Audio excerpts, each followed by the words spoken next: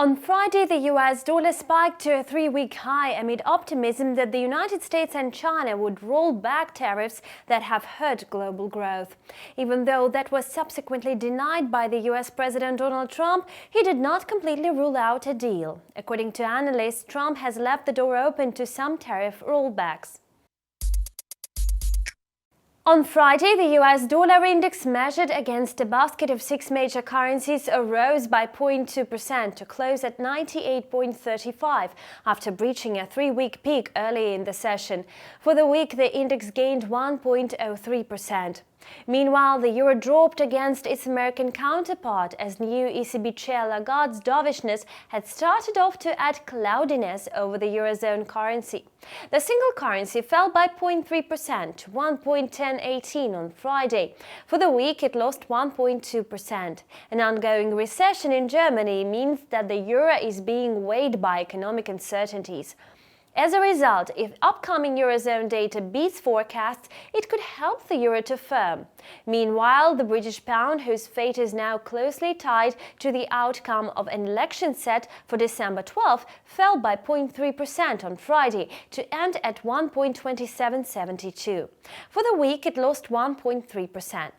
Britain's economy has lost momentum this year, hurt by a global downturn due to the US-China trade war, as well as increased uncertainty over its exit from the EU. According to experts, the recent polls of voting intentions show the Conservative Party's lead is widening. If this trend continues, sterling will edge higher in the near term. In the crypto space, Bitcoin saw a relatively meek week in terms of price action. The leading cryptocurrency fell by 4.4% over the course of the week. According to market watchers, cryptocurrency traders must be prepared for the increasing market volatility associated with Thanksgiving season. Meanwhile, among commodities, international benchmark Brent crude oil futures finished sharply higher on Friday. January Brent crude rose by 3.7% on the week to settle at $62.51. New York traded WTI settled the week up by 5.6% at $57.24 per barrel on Friday. Earlier in the session, prices were driven more than 1% lower following comments from the US President Donald Trump that he has not agreed to roll back tariffs on China. The intraday reversal was likely fueled by optimistic traders looking for more positive developments in US-China trade talks.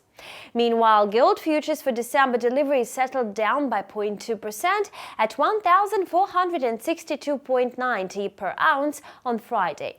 For the week, the price declined by 3.2%, its most for a week since November 2016.